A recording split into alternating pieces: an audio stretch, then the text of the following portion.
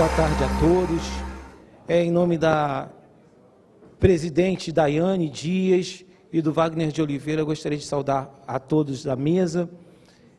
Também parabenizar o doutor Erlan, que me antecedeu, e dizer para vocês que é um prazer estar aqui falando num evento sindical. Eu também, além de conselheiro substituto, eu sou vice-presidente da nossa Associação Nacional dos ministros e conselheiros substitutos dos Tribunais de Contas do Brasil.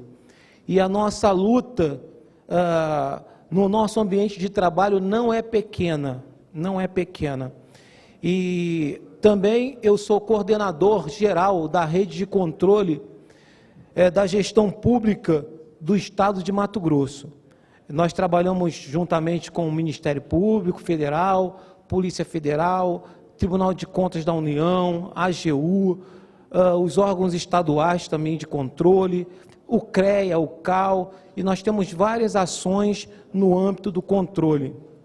E estamos tentando conseguir a parceria também do Ministério Público do Trabalho.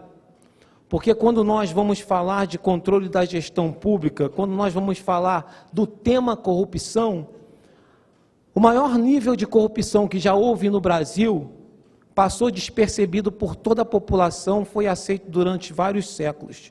E a maior corrupção que já houve no Brasil foi a escravidão. A escravidão é a maior forma de corrupção. Daí a importância da luta sindical, daí a importância na base da organização dos trabalhadores.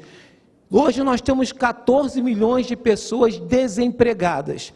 Se nós formos lá perguntar para a população, para qualquer pessoa, para um jovem de 16, 17 anos, o que ele quer da vida agora, se for um jovem médio brasileiro, ele vai dizer para cada um de nós que ele quer um trabalho, ele quer uma carreira. Esse é o sonho. O primeiro sonho da população brasileira é um trabalho. As pessoas sonham com um trabalho. O segundo sonho é o direito à saúde. As pessoas querem continuar vivas, querem trabalhar e querem continuar vivas com saúde. Olha, o trabalho vem na frente da saúde. Depois as pessoas querem segurança, elas querem ir para casa. E depois, em quarto lugar, as pessoas querem morar. Elas querem uma casa para morar. E em quinto lugar, as pessoas querem educação e por aí vão as demais coisas. Falando um pouco do controle da gestão pública, eu mandei os slides, minha assessoria mandou os slides, mas não chegou, não tem problema que a gente fica mais à vontade ainda, para poder falar e conversar com vocês de uma forma mais tranquila. Quando nós falamos de controle da gestão pública, nós vamos ver que a base está lá no trabalho. E quando nós olhamos para 2012, 2013, nós vamos ver que nós éramos ricos. Nós éramos ricos. Em 2013, nós éramos ricos. A nossa economia era a quinta economia do mundo. Nós éramos ricos. Você era rico. Nós podíamos, com o nosso salário de trabalhador, ir para qualquer lugar do mundo. O mundo estava de braços abertos para os brasileiros. O que aconteceu conosco? Por que nós ficamos pobres do jeito que estamos e vamos ficar mais pobres ainda se não fizermos nada? O que aconteceu foi o descontrole da gestão pública. O controle da gestão pública, ele precisa ser feito por 3 ângulos. O ângulo mais importante do controle da gestão pública é o controle social. E daí a importância dos sindicatos, que é a sociedade organizada para proteger o direito do cidadão trabalhador. Mas o cidadão trabalhador está inserido no Estado, porque todo cidadão trabalhador ele paga seus impostos. Se você ganha acima de determinado valor, não tem conversa, vem um desconto do imposto de renda. Aí você pega o seu salário, vai lá comprar o seu arroz, o seu feijão, o seu pão, não tem conversa, o homem lá desconta o ICMS, você nem sabe se ele recolhe ou se ele não recolhe, mas que ele coloca lá para você pagar, ele coloca. E por que nós não controlamos isso? Geralmente, os órgãos de controle, quem exerce controle social no Brasil, fica olhando exatamente para despesa, onde estão gastando o dinheiro público. Mas, quando nós falamos de Estado, nós temos que olhar para uma palavra do apóstolo Paulo, que ele fala lá na Bíblia. Olha, aquele que não governa bem a sua casa, não venha querer cuidar da casa de Deus.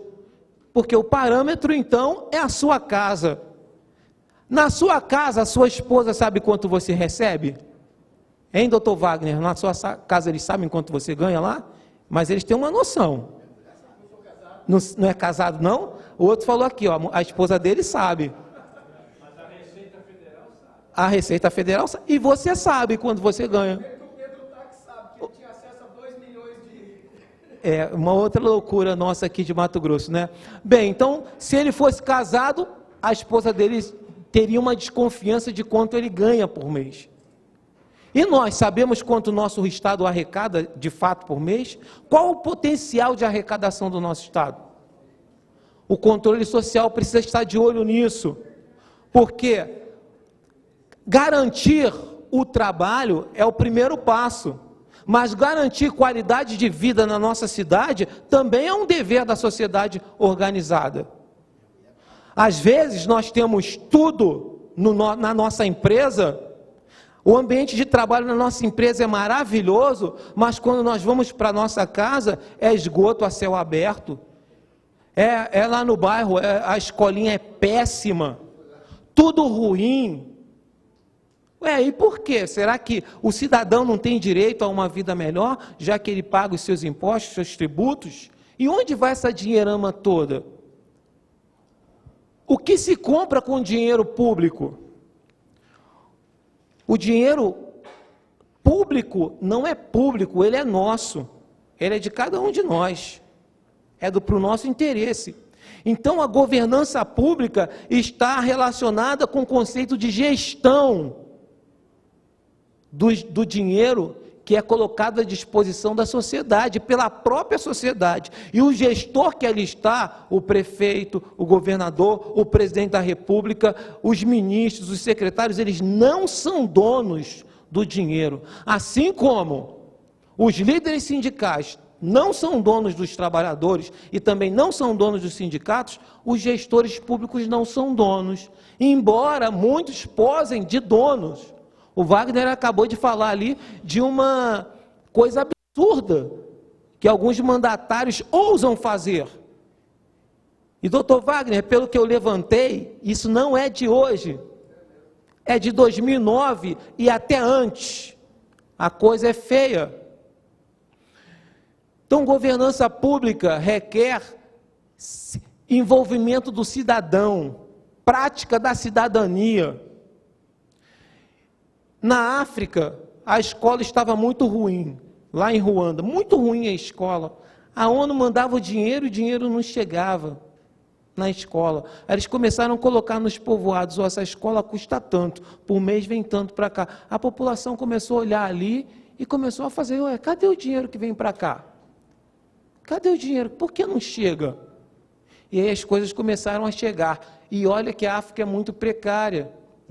O pessoal não se mobiliza. E nós estamos pagando o preço da desmobilização. Não existe corrupção que faça bem. A corrupção sempre vai matar. A cada 50 mil reais desviados, acontece uma morte. Então a sociedade organizada precisa colocar olho nessas coisas de corrupção, de desvio de verba pública, de erros de política pública.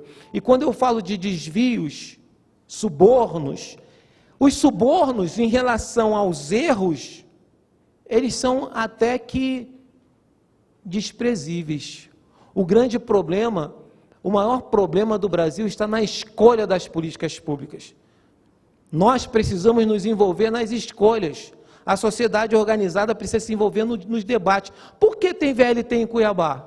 Precisava de VLT em Cuiabá? R$1 bilhão de VLT?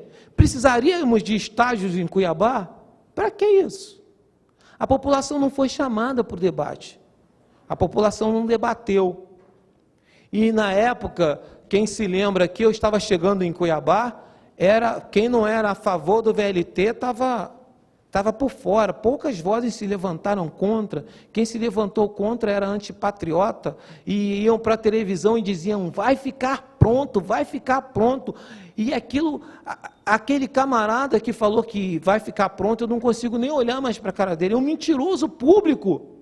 Mas no Brasil nós toleramos a mentira. As pessoas vêm, mentem para nós e nós toleramos a mentira e votamos na pessoa de novo. Eram 3 datas, uma e depois não deu mais outra. Exatamente. Então nós precisamos nos levantar em favor da governança pública. Os sindicatos têm condições de participar ativamente dos observatórios municipais. Lá no seu município você pode liderar a criação do observatório municipal. E eu faço um paralelo. Olha só, a maioria dos municípios de Mato Grosso tem menos do que 20 mil habitantes. 106 municípios de Mato Grosso têm uma população menor do que 20 mil habitantes. Tem um município chamado Araguainha, que tem mil e poucos habitantes, 910 eleitores, 1000 e poucos habitantes. Você pega um condomínio fechado desses aí, aqui em Cuiabá, e você soma o valor de arrecadação mensal desses condomínios, e você vê o nível de vida que tem dentro desses condomínios, você compara com Araguainha, e você vai ver que Araguainha tem mais dinheiro do que o condomínio. Mas a vida em Araguainha é pior do que no condomínio. Por que é pior? Porque não tem governança pública. As pessoas não participam, as pessoas não querem saber. Mais do que hoje falar do Tribunal de Contas, eu gostaria de provocar você, que já está envolvido na questão do sindical, para se envolver também com a governança pública, melhorar a qualidade de vida das pessoas, não só do trabalhador, mas das pessoas da sua cidade, do seu bairro, da sua rua. E às vezes, quando você se envolve com o observatório, chega logo alguém do partido político para bater nas suas costas e dizer: vem para cá, vem ser candidato, vem participar da questão política. E eu digo para você: vá também para o partido político, provocar democracia dentro do partido político, porque o partido político hoje no Brasil, ele parece uma banca de jogo de bicho. Tem o dono da banca, que vai decidir quem vai ser o candidato, e depois que ele dá o aval, é o dono do partido. Então a nossa democracia, como o professor estava falando aqui, aquilo que ele falou para o sindicato, serve para os partidos políticos também, que tem donos, tem caciques. Enquanto a democracia brasileira ficar emperrada dessa forma, nós não teremos um Brasil de fato democrático, em que a riqueza da população seja uniforme. Nós vamos ver, igual nós estamos vendo aqui no nosso jornalzinho, vamos taxar o agronegócio. Por que temos que taxar o agronegócio? Ele não deixa nada aqui. É igual cana-de-açúcar, é igual o ciclo da borracha. Qual a diferença tem do agronegócio de hoje para o agronegócio da escravidão? Nenhuma. Quem controla o preço dos insumos e do valor, quem controla quanto o empresário do agronegócio vai ganhar ou não, são os alemães. Eles controlam. Nós somos produtores de comida e nós temos que participar da organização desse mercado de uma forma inteligente, para que esse mercado gere riquezas que fiquem aqui na terra. E detalhe, o Mato Grosso é um dos últimos estados brasileiros, um dos únicos estados brasileiros que tem essas características de cidades isoladas, em que o IDH dessas cidades poderia ser altíssimo. E o Mato Grosso também não tem atraído muitos aventureiros. Por quê? Porque a agricultura é amplamente mecanizada. Então, a qualidade de vida de quem mora aqui, de quem habita aqui, pode ser melhorada a partir de um engajamento e a partir de saídas inteligentes. Ontem eu participei de um debate lá no Palácio do Governo sobre essas questões do FETAB, não é? O que é o FETAB? Se você for olhar bem o FETAB, se nós formos arguir a constitucionalidade do FETAB, o FETAB é totalmente inconstitucional. Porque é uma contribuição que não tem muitos parâmetros, não tem muita base na Constituição. Mas ou se faz o FETAB ou não se arrecada nada. Foi um arranjo. Então, quando a gente está falando aqui de governança pública, eu estou falando de coisas que não estão escritas. Eu estou falando de arranjo que a sociedade pode fazer para ela poder se beneficiar. Quando você cria um observatório, onde está escrito que você pode criar um observatório? Em lugar nenhum. Não está escrito, mas a partir do momento em que um observatório social é criado na cidade, é criado e amparado, se tiver amparado por um sindicato, vai ser um observatório forte, que vai analisar os gastos públicos, vai analisar as receitas públicas, vai analisar o movimento financeiro do município em que vocês vivem, as coisas vão começar a mudar. E por que? Aí o pessoal pergunta para mim, mas e o Tribunal de Contas? Sede na capital, cabeça política, inclusive eu peço o apoio dos senhores que está tendo uma guerra grande, uma campanha grande que vai acontecer até uma audiência pública na semana que vem, no dia 29, conselheiro cidadão. Por que os senhores não podem ser conselheiros do tribunal? Qualquer um pode, a Constituição diz, basta preencher os requisitos. Por que tem que ser um deputado para ser um conselheiro? Conselheiro tem que ser cidadão, mas o cidadão de reputação ilibada, um cidadão é aquele cidadão que, se chegar na sua casa com seu filho, você pode sentar-se com ele à mesa. Aí chega um cidadão desse, aí conversa com ele, vem cá, quantos processos você responde? Responda um monte de processos, mas eu sou gente boa, a polícia não vai me prender não. Do conselheiro? Artigo 73. Artigo 73 da Constituição. Dia 29, vai ser na Assembleia Legislativa. Quem é aqui de Cuiabá, dia 29, o senhor sabe o horário? Olha, eu já vejo no celular ali e já passo o horário para vocês. Vai ser na Assembleia Legislativa, audiência pública, campanha Conselheiro Cidadão. O Tribunal de Contas do Rio. Sim?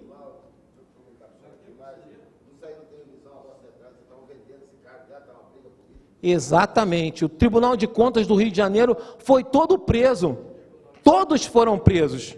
Porque de cada contrato, os caras tinham 5%. Todos os contratos tinham 5%.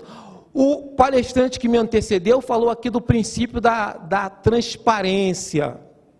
Outra coisa que a gente tem que ficar ligado, transparência, trabalhar com os dados públicos abertos.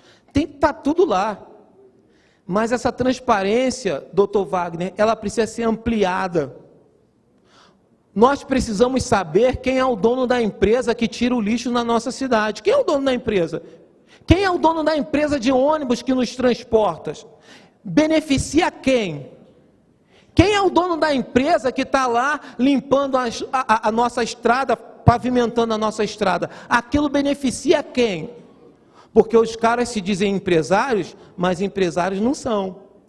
E muitas das vezes, senhores, os sindicatos e o Ministério Público do Trabalho sabem quem são os donos, os verdadeiros donos. Mas a Receita Estadual não sabe. Evasão fiscal aqui no nosso estado, nós não temos uma vida melhor, porque é uma grande evasão fiscal aqui. Compra de notas. Os caras levam os produtos do agronegócio para vender dentro do Brasil e não recolhem 1 centavo de tributo. Nós estávamos numa reunião grande. Exatamente, ele não exporta. A exportação ela não é tributada, então eles fingem que exportam, só exportam na nota e vendem 60% do que diz que é exportado no mercado interno. Tributado zero. Exatamente, exatamente. E eles criam 12 empresas diferentes. Cada mês do ano eles trabalham com uma. E são vários. E a evasão fiscal, ela ultrapassa 60 milhões de reais por dia. E o nosso PIB... Vocês podem dar uma olhada lá no parecer prévio do Tribunal de Contas que foi julgado essa semana, na segunda-feira. Vocês vão ver que o orçamento do Estado é de apenas 16 bilhões de reais. Ou 60 milhões dia. Tem dia que 360 dá 21 bi. tem 60 bilhões, alguns dias 60 bilhões, outros dias 6 bilhões, varia. A gente pegou um de 60 milhões dia. E olha, quando conseguimos chegar na empresa, essa empresa, ela era formada por sócios laranjas. Não conseguimos chegar mais, não andou mais. Sócios laranja. E esse sigilo da Receita Federal, brutal, que foi colocado de movimentação financeira, os órgãos de controle não conseguem chegar, e muitos sonegadores. O Brasil é um país de sonegadores, e o sonegador, ele interfere diretamente na qualidade de vida do cidadão. Por isso que o nosso olhar tem que estar na receita também. Qual o potencial de arrecadação do Estado? Mato Grosso do Sul arrecada muito mais do que nós. Porque a fraude acontece também nas isenções fiscais. Aí nós estamos falando de algo muito poderoso dentro do nosso Estado, de combate à corrupção e isenção fiscal. E vou fazer um exercício aqui, doutor Wagner. Um exercício. O Wagner está me devendo 10 milhões agora, mas eu não cobro. Passou um ano, eu não cobro. 2 anos, eu não cobro. 3 anos, eu também não cobro. 5 anos, prescreveu. Isenção tácita, não está escrito em lugar nenhum. E existe aqui no nosso Estado. Então, são muitos gargalos por onde sai o dinheiro público. Não só no nosso Estado, a dívida da Previdência não são 470 bilhões, não tem empresas que faliram e não pagaram? E não vão pagar. E a maioria das empresas fazem tudo para sonegar. As prefeituras sonegam pagamento da Previdência. Se não houver um olhar forte... tem gente aqui de sindicato de servidores públicos. Nos municípios, os fundos previdenciários são fraudados a todo momento. Há uma sanha para cima desses fundos que vai garantir a dignidade humana da pessoa aposentada lá na frente. E a sanha para cima desses fundos é tremenda. E vai na questão do investimento. O cara vai comprar um papel, se o papel que ele vai investir vale R$3, ele compra por 4. E na hora de vender, se o papel vale 6, ele vende por 5, para pegar o dinheiro do outro lado. Senhor Moisés, sim. Olha só, você está comentando uma coisa, é uma situação bem crítica mesmo. Eu sou do Estado do Rio de Janeiro e sou do órgão de previdência do Estado do Rio de Janeiro. O Estado do Rio de Janeiro está passando uma situação seríssima por causa, principalmente também, das isenções fiscais. E a Previdência do Estado do Rio está com um problema sério de uma trust que foi criado lá nos Estados Unidos, sem anuência dos servidores, que são os verdadeiros donos da Previdência, e sumiram com 19 bilhões. A gente está buscando isso. Conseguimos a situação dos tribunais de conta lá prender 5 por coisa, mas a gente está trabalhando ainda para ver o que a gente consegue reaver desses recursos todos lá. Muita gente sofrendo no Rio de Janeiro por causa da corrupção. E o Rio de Janeiro ele tem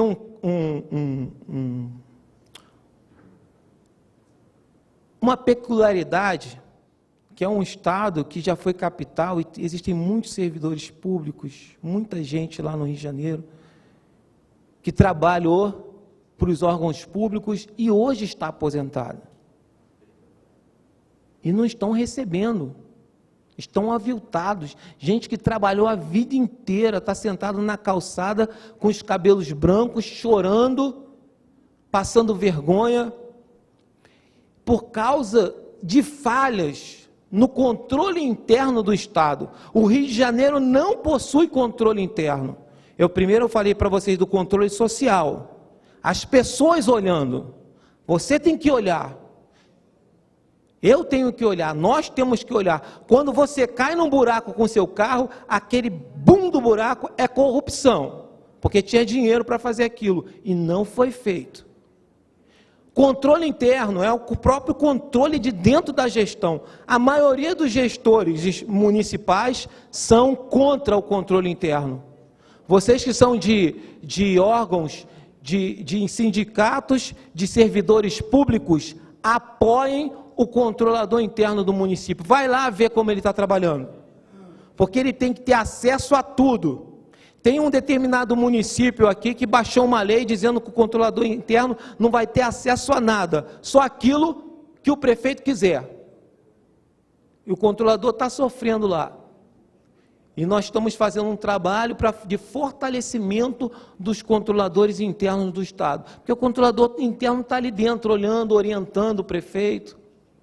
E o outro pilar do controle é o controle externo. Aí está o Tribunal de Contas, está o Ministério Público, está a Defensoria Pública, são os órgãos de controle externo, a polícia também, que não faz parte da gestão, um olhar de fora para dentro. O controle interno olha de dentro para dentro, o controle externo olha de fora para dentro. E o controle social, ele olha a todos. O controle social também tem que olhar o Tribunal de Contas. Essa semana estourou um problema de uma fundação que foi criada dentro da Unemat e que se desviou dos seus reais objetivos. Começou bem e terminou mal. Por quê? Por falta de percepção do controle. Será que os canadenses são menos corruptos do que nós? Não são. Não são, mas no Canadá tem um controle ferrenho. Menino ou menina de determinada idade, andando 10 horas pela rua, lá no Canadá, a polícia recolhe, porque é hora de estar na escola. Nós somos muito flexíveis, porque nós, brasileiros, acreditamos no purgatório. Aí tem aquele meio termo. Tem um meio termo. Os países nórdicos não têm esse meio termo. E por que eu citei o Canadá? O Canadá é um país igual ao Brasil, gente de tudo quanto é lugar do mundo. Mas as regras são bem definidas. Regras bem definidas, elas podem trazer elas trazem segurança jurídica. São justas? Nem sempre são justas, mas você sabe o que vai acontecer. Se eu ultrapassar o sinal, vai acontecer isso. Aqui no Brasil, tenta a sorte, porque o azar é certo. Aí o pessoal tenta a sorte. E então, suborno, extorsão, peculato, nepotismo, compra de voto, patrimonialismo, caixa 2, não importa que se seja de direita ou de esquerda, avilta a população. Retira a confiança do mercado. Nós trabalhamos num fórum de qualidade de obras públicas aqui em Mato Grosso. Em 2014, eu fui visitar algumas obras públicas e eu verifiquei que aquelas obras públicas aqui são feitas de qualquer maneira. E olha, é um caso aqui de Mato Grosso, porque quando você passa para Brasília, a mesma empresa que fez a obra pública aqui em Brasília faz diferente. E por que aqui faz desse jeito? Porque nós, cidadãos, não estamos fiscalizando. E nesse fórum eu chamei os empresários que fazem obras públicas para conversar. Chamei também todos os órgãos de controle que controlam obras públicas. Chamei o pessoal da universidade, vamos conversar. Chamamos também o pessoal da Cinfra, vamos conversar como está aí dentro da Cinfra, o que tem aí. E fizemos um grande fórum de debate. E nós vimos que quem mandava na Cinfra até então eram os próprios empreiteiros. Eles diziam quanto eles iam receber, quando iam receber e a qualidade da obra que eles iam entregar. E detalhe, não entregavam nada. Quando nós falamos de governança pública, nós falamos de qualidade do serviço público. Você quer combater a corrupção? Cobra a qualidade. Não aceite qualquer comida. Não aceite nada de jeitinho, cobre qualidade. Vá na escola do seu filho. A escola pública, vai lá. O que está acontecendo aí na escola? Por que meu filho não está aprendendo? Nós temos que cobrar qualidade do serviço público. Isso é exercer a governança. Resultado desse fórum, nós vimos que o Estado fazia obras sem planejamento, não possuía projetos de qualidade, não praticava preço justo. Era mais ou menos assim: quanto você tem no bolso para fazer a sua casa? Ah, eu tenho R$100, me dá que eu faço. Pegava, colocava a marcação ali da obra, gastou R$30, botava os 70, sumia. É assim, um monte de obra parada aqui em Cuiabá. E por quê? Porque a classe empresária nossa não é empresária. A classe empresária nossa não é empresária. O problema está dos dois lados do balcão. Quem está contratando no nosso nome quer levar vantagem, e quem está sendo contratado para fazer para nós também quer levar vantagem. E por que está assim? Porque não tem ninguém olhando. O povo não está olhando, o povo está aplaudindo, o povo está dizendo que fulano é bom, que Beltrano é... Não, nós temos que nos posicionar. Não tem bandeira que dê certo, não tem bandeira de A nem de B. É a nossa qualidade de vida que foi embora para o ralo. E a gente vai trabalhar, e a renda vai concentrar. Porque alguns setores, quem trabalha com muita qualidade, que presta serviço de muita qualidade, que se você contratar para fazer a sua casa e você puder pagar, e aquela pessoa vai entregar, aquela empresa vai entregar para você o melhor, essa empresa não trabalha para o setor público. Quem tem brio não trabalha para o setor público. Não quer fazer negócio com o setor público. Então nós temos que nos posicionar. Ah, mas isso só acontece no Brasil? Não. A Inglaterra, em 2010, começou um grande plano nacional de combate à corrupção. A última empresa que foi penalizada lá foi a Rolls-Royce. Fez-se um levantamento e viu que nos últimos 30 anos a Rolls-Royce pagou propina no mundo inteiro. Então a Odebrecht não inventou nada, só copiou.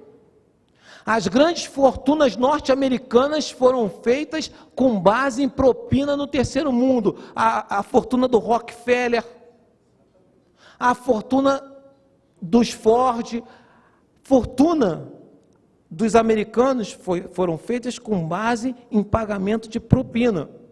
Hoje pela manhã eu vi o Michel Temer com Putin, falando de combate à corrupção. A Rússia tem uma corrupção que é 100 vezes maior do que a corrupção brasileira. 40% do PIB da Rússia está na mão da máfia russa. A Rússia é tão forte na questão de corrupção, na questão de fraude, que são coisas diferentes. Fraude é coisa que acontece no meio do setor público. Fraude, eu sou dessa empresa e eu trabalho lá, eu sou gerente lá e eu dou um tombo na empresa. Isso é fraude dentro da minha empresa. É no setor, eu sozinho, no setor privado. Corrupção tem que ter conluio, geralmente entre público e privado. E os bandidos da Rússia, todos eles, a maioria tem doutorado em computação. E eles entram dentro dos bancos, eles apagam a entrada deles, já estão dentro do banco, clonam, fazem cartões, retiram esses cartões corporativos do próprio banco, sacam dinheiro na Europa toda, todos os dias, e depois eles anulam aquele cartão, fazem outro cartão, sacam dinheiro, e é todos os dias. E por que os bancos não falam? Para que as pessoas não deixem de acreditar no sistema financeiro internacional. Mas os russos estão bagunçando o mundo com a corrupção. E se alguém falar mal do presidente, Ele está escutando, está fazendo escola aqui em Cuiabá e está quebrando, está aprendendo.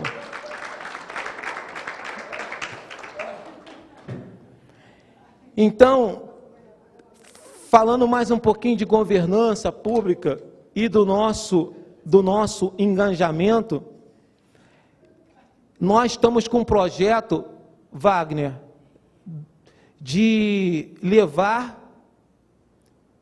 um plano diretor urbano para as pequenas cidades, para melhorar a qualidade de vida das pequenas cidades. Eu faço um apelo. Qualquer coisa nesse sentido, convide a CSB. Nós temos gente em todo o estado, nós fazemos questão de participar daqui para frente. Já estão convidados pela rede de controle para a gente levar isso adiante. Vai ser o projeto que nós já estamos com as bases lançadas, e os prefeitos estão interessados. Nós temos que fazer ações que todos estejam interessados, que aí a ação vai acontecer, para o benefício da coletividade.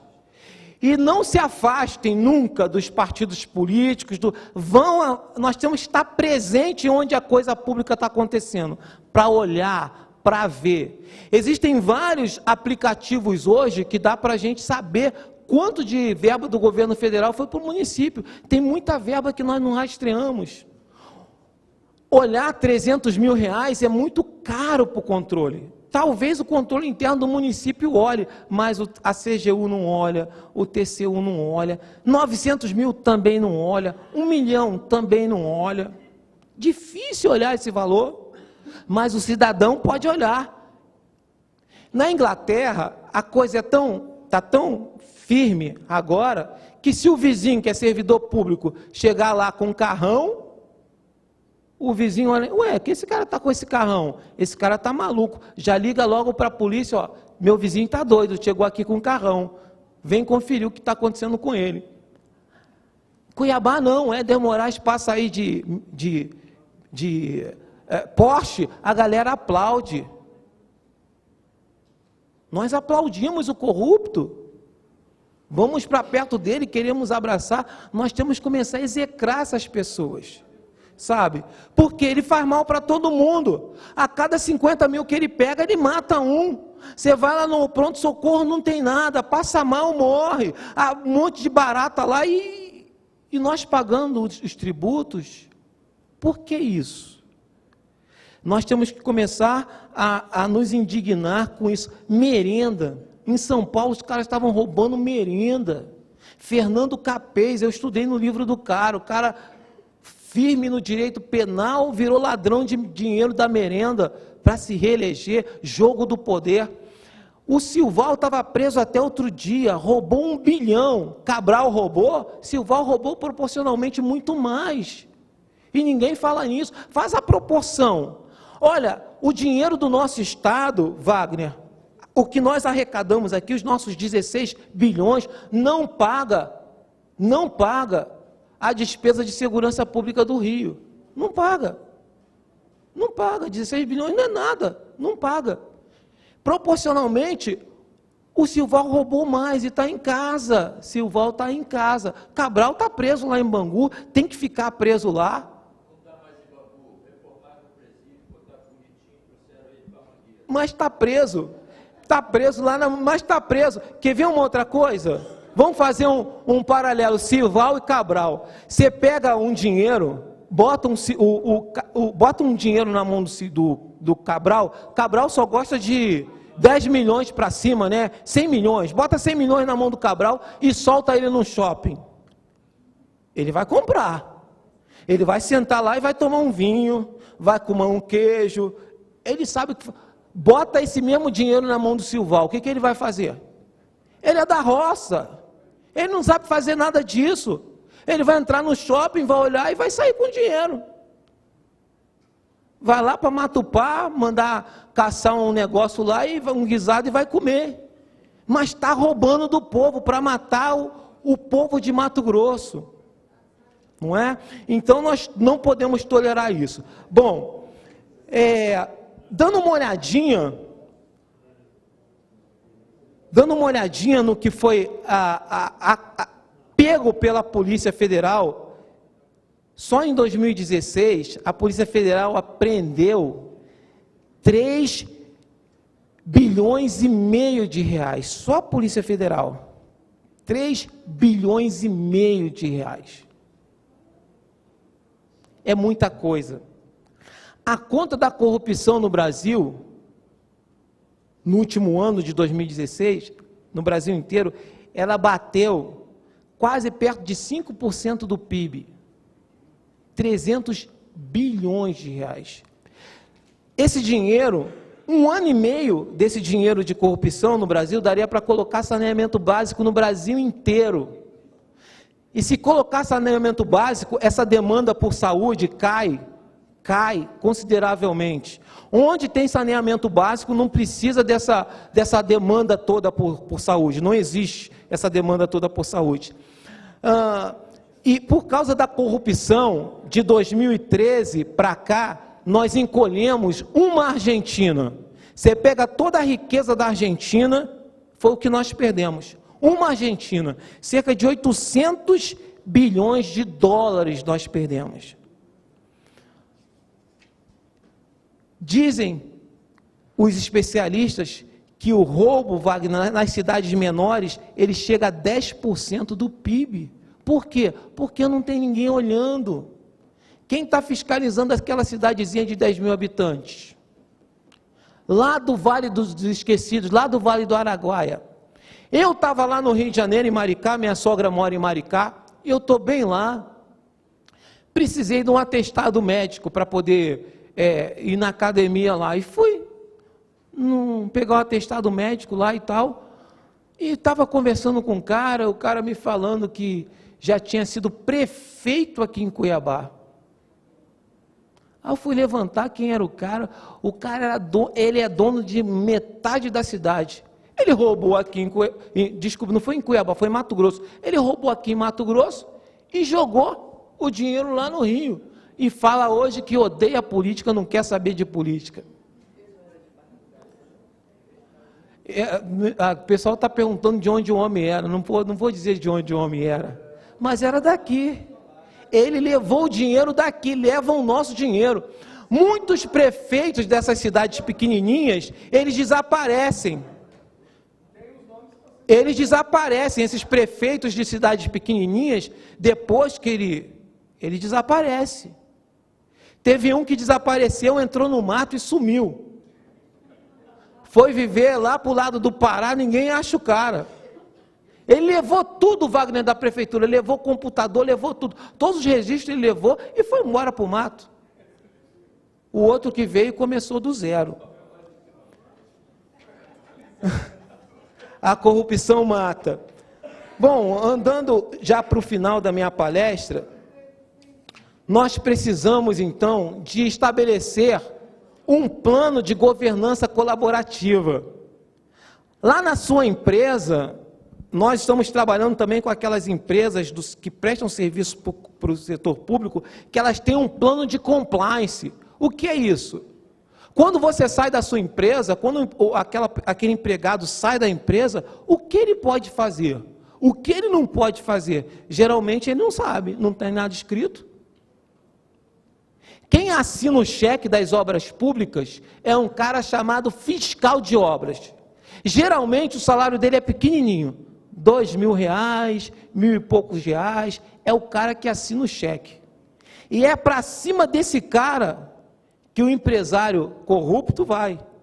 Que ele fala, ó, diz que eu fiz, assina aqui, diz que eu fiz, vou te dar R$500 para você pagar a escola do seu filho. Aí o cara assina. Na primeira chuva, acabou a estrada. E foi paga com o nosso dinheiro. Porque não tem ninguém olhando.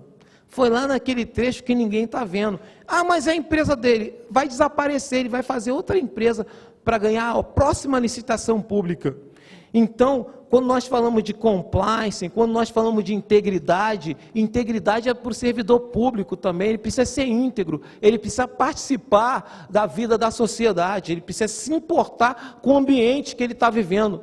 A corrupção está acontecendo na mesa do lado, mas ele não quer se envolver, eu não tenho nada a ver com isso, eu não sou, eu não faço, mas o cara está ali, ele está vendo, ele está tendo conhecimento, de alguma forma ele tem tomar alguma providência. Voltando lá ao caso da FAESP, que estourou no Tribunal de Contas, aquilo dali foi denúncia. Alguém viu, levantou, foi lá no GAEC, entregou, está acontecendo isso, dessa forma assim, e tal, investiga. Investigou, a casa caiu. Nós temos que, como sociedade organizada, começar a derrubar casas. Foi denúncia anônima que mandaram para lá. Denúncia anônima, porque a coisa estava acontecendo e ninguém estava vendo. Quando tem um aparato muito grande por trás, muita gente, o jogo do mal, senhores, o time que assalta os nossos bolsos, ele é bem organizado, organizadíssimo. As coisas acontecem na calada da noite nos palácios, na hora que a gente está dormindo. Então, nós precisamos participar dessa governança pública de uma forma efetiva. O controle social, então, é um compromisso democrático que deve ser exercido todos os dias. O controle social, o controle pelo cidadão. O cidadão tem que desenvolver o feeling. Aqui tem coisa errada. O prefeito lançou essa obra aqui, mas eu acho que com essa obra aqui, ele vai se locupletar. Em 2014, no finalzinho de 2014, eu me lembro que houve um fato aqui em Cuiabá, que foi 2014 ou 2013, eles partiram para dolarizar parte da dívida do Estado, dolarizaram, e ninguém falou nada, e ninguém fez nada, e o contrato foi, e eu fiquei sabendo que os caras ganharam um dinheirão, com aquele contrato, e o contrato foi, e não ficou prova de nada, porque os caras receberam lá fora, e o Estado tentou não pagar, não teve jeito, teve que pagar, e nós estamos sofrendo por causa disso. Doutor, só me permite um adendo. Sim. Sobre essa história, estou até com os documentos aqui no quarto, nós criamos o núcleo pela Auditoria Cidadã da Dívida Pública do Estado de Mato Grosso. De fato, 30% da dívida pública foi dolarizada, sem controle na variação do dólar, e isso, uma dívida de 600 milhões, passou para 1,5 bilhão, para 2 bilhões, e toda a retirada de direito dos servidores do Estado está sendo vinculada ao problema da dívida pública do Estado de Mato Grosso. Além deste problema, nós tivemos um outro problema, que foi a ampliação exponencial da dívida pública do Estado, autorizada pela Assembleia Legislativa para construir as obras da Copa. Nós tínhamos uma dívida pública em 97 de 900 milhões, pagamos já 10 bilhões e ainda devemos 6 bilhões. Não sei se o cálculo fecha para vocês, mas para ninguém esse cálculo fecha. Nós tínhamos uma dívida de 900, pagamos 10 e ainda devemos 6. E parte desses 6 foi aumentado em 40% por conta das obras da Copa, obras essas que irrigaram o bolso de vários deputados que agora querem tirar direito dos servidores. Só para a gente fazer uma correlação de como as coisas são diretamente ligadas a nós. Por isso que nós necessitamos de uma consciência cidadã. Nós precisamos de participar. Nós precisamos de olhar o que está acontecendo. Inclusive, eu convido os senhores para analisar o futuro do Estado. Eu pedi para o doutor Ciro, lá da CGU, fazer o mapeamento de risco do nosso Estado. Hoje nós gastamos, desses 16 que nós arrecadamos, já comprometemos quase 7 com folha. Inativo e pensionista. Eu falei aqui que existem fundos de previdência municipais, né, que as pessoas ficam lá querendo roubar o dinheiro, né? Doutor Wagner, não existe o fundo de previdência estadual, nós não vamos aposentar, porque quando desconta o dinheiro do servidor público estadual, volta para o cofre do Estado e gasta de novo, não aplica em lugar nenhum, não vamos aposentar. E o negócio está tão feio que muita gente no passado aposentou de forma fraudulenta. Nós tínhamos que rever o estoque de aposentadorias, porque quando para cada 2 servidores, há um aposentado. Para cada 2 servidores da ativa, a um servidor aposentado. Só que esse servidor aposentado, ele recebe mais do que esses 2 servidores da ativa. A conta não vai fechar, o Estado vai estourar em pouco tempo. E nós temos que bater nas 2 pontas, aumentar a arrecadação de receita e também controlar essa questão de previdência, fazer com que esse fundo previdenciário exista de fato, senão nós não vamos aposentar. O Estado quebra antes, porque a população brasileira vai envelhecer. Lá na minha casa, o meu pai tinha 8 filhos. Nós pagamos a aposentadoria dele tranquilo. Agora eu me casei, eu tenho 2 filhos. Eu tenho irmão que não quer nem saber de filho. Meu pai não tem 8 netos. Não tem 8 netos. Portugal, em 1969, possuía 10 milhões de pessoas. Hoje, Portugal continua com as 10 milhões de pessoas. Se você tiver 5 filhos e falar para Portugal, estou indo para aí, eu quero morar, vou comprar uma casa e vou morar aí. Cidadania portuguesa na hora. Para os seus filhos ficarem lá e pagar a aposentadoria de alguns portugueses que já não têm mais esperança de nada. Portugal teve que cortar o valor das aposentadorias, porque não tem ninguém pagando, não tem ninguém mais. Acabou. Mas nós também não vamos aposentar de qualquer forma, porque os municípios ocorrem a mesma coisa que o Estado. Os prefeitos usam o dinheiro, nós temos barra prévia, barra do gás. O prefeito usa, pega 6 milhões, aí depois ele vai sair, ele paga 4, ainda dá via 2, teve até Polícia Federal lá esse tempo agora, e nós estamos assim, o barra prévia, e nós não vamos fechar. Tem que denunciar, gente, ficar de olho na Previdência Municipal. Sindicato, olho na Previdência Municipal. A função do sindicato é de policiar as relações trabalhistas. Se não houver os sindicatos trabalhistas, nós vamos voltar para o tempo da escravidão. Quem era o sindicato dos escravos? Não existia. Quando o escravo... É bom a gente visitar o nosso passado. Quando o escravo ele ganhava a liberdade dele, a primeira coisa que ele gostaria de ter era um outro escravo. A sociedade raciocinava daquela forma. Então, o Brasil é uma pátria em que a maioria das pessoas são trabalhadoras, são empregadas. Lá na frente, quem sabe, quando o nosso nível de educação aumentar, nós vamos ter uma classe média mais forte. Mas aí vão passar quanto tempo? Já que nós não investimos em educação básica, precisamos investir em educação básica e não o fazemos. Para que tenhamos uma classe média. Eu estava vendo, doutor Wagner, a pavimentação de uma estrada na Austrália. Eles fazem vários quilômetros por dia.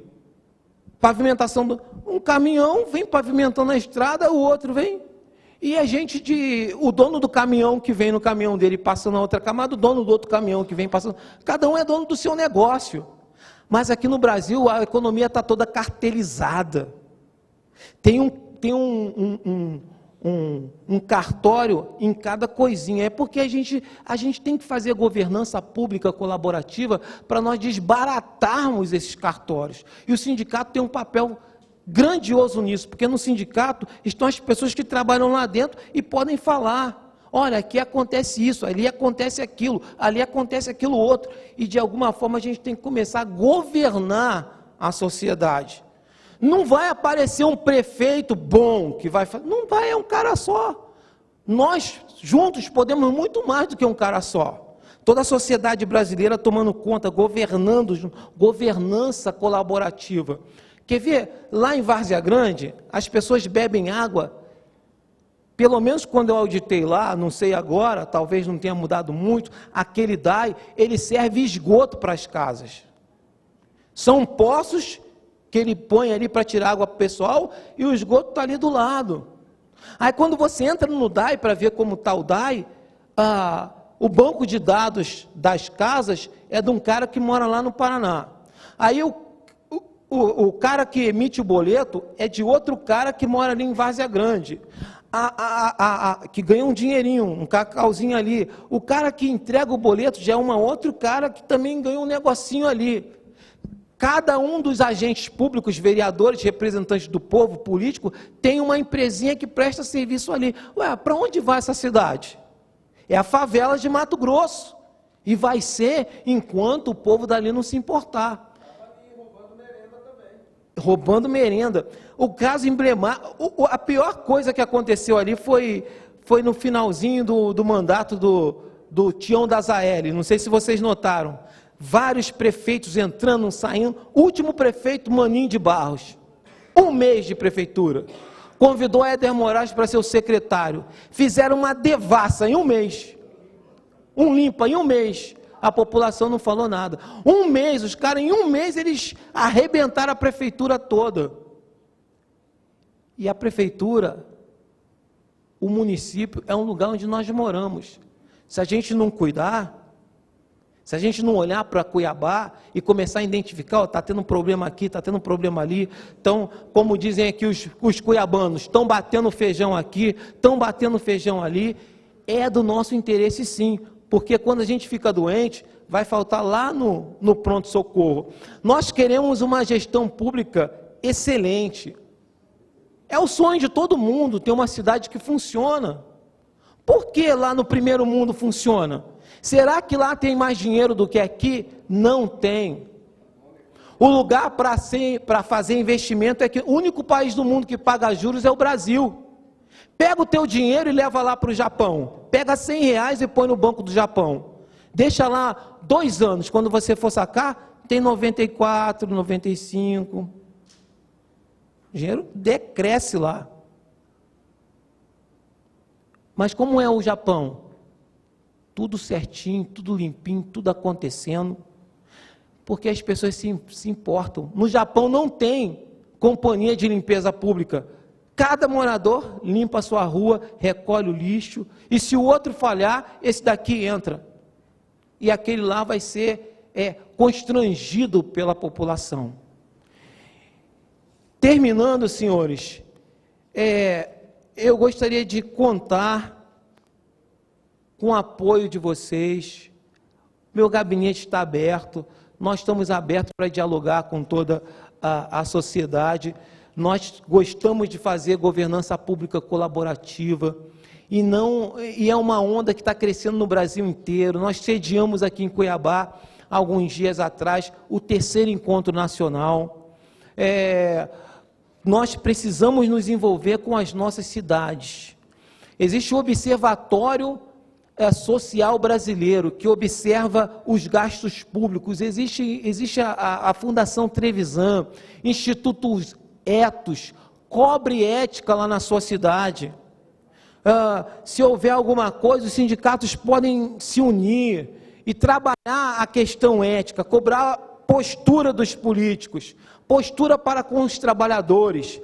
Essa flexibilização das relações do trabalho não está sendo conduzida de uma maneira decente. E por que estão flexibilizando isso? Porque querem flexibilizar a questão previdenciária, porque os credores do Brasil, os investidores, quem coloca dinheiro aqui de um lado para tirar do outro, eles estão vendo que se o Brasil continuar desse jeito, não vai conseguir pagar os juros da dívida.